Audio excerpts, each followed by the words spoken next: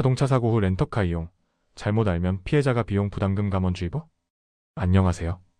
금융감독원 출신 손해사정사 조대원입니다. 사고 현장 즉시 결정 금물과실 사고 유형 따라 렌트비 보상 안 될 수도. 자동차 사고 이후 렌터카를 이용했다가 보험 보상을 받지 못하고 오히려 비용을 직접 부담하는 소비자 피해가 잇따르자 금융당국이 주의를 당부하고 나섰다. 금융감독원은 자동차 사고 대물배상과 관련해 렌터카 이용 과정에서 발생하는 대표적인 소비자 피해 사례와 함께 이를 예방하기 위한 행동요령을 3일 공개했다. 금감원에 따르면 사고 직후 심리적으로 불안한 상황에서 보험회사 보상 담당자가 아닌 제3자, 특히 사설 견인업체나 렌트업체의 설명만 믿고 렌터카를 이용했다가 보상 선택 기회를 놓치거나 렌트비 일부 또는 전액을 직접 부담하는 사례가 반복되고 있다. 렌터카 이용, 사고 현장에서 급하게 결정할 필요 없어? 자동차 사고 피해자는 차량 수리 기간 동안 렌터카를 이용할 수 있지만 반드시 사고 현장에서 즉시 결정을 내려야 하는 것은 아니다. 렌터카를 이용하지 않는 경우에도 렌트 비용의 35%에 해당하는 금액을 교통비로 현금 보상받을 수 있다.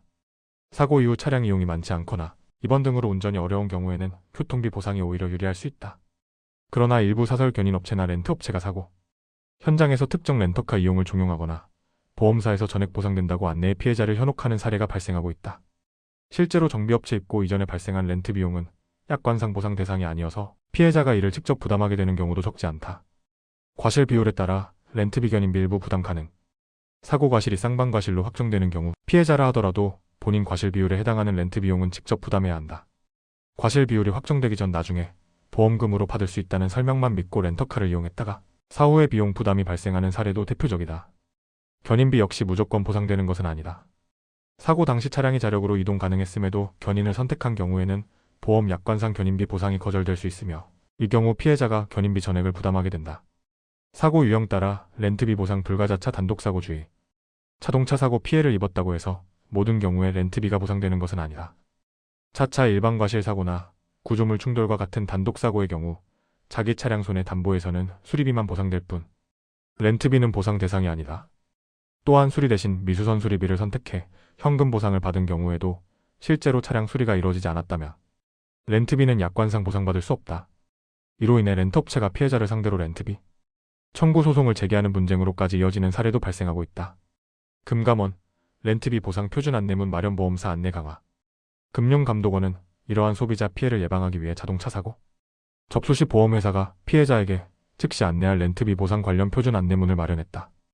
해당 안내문에는 렌터카 이용 절차, 렌트비와 교통비 중 선택 가능 여부, 과실 발생 시 유의사항 등이 담겼다.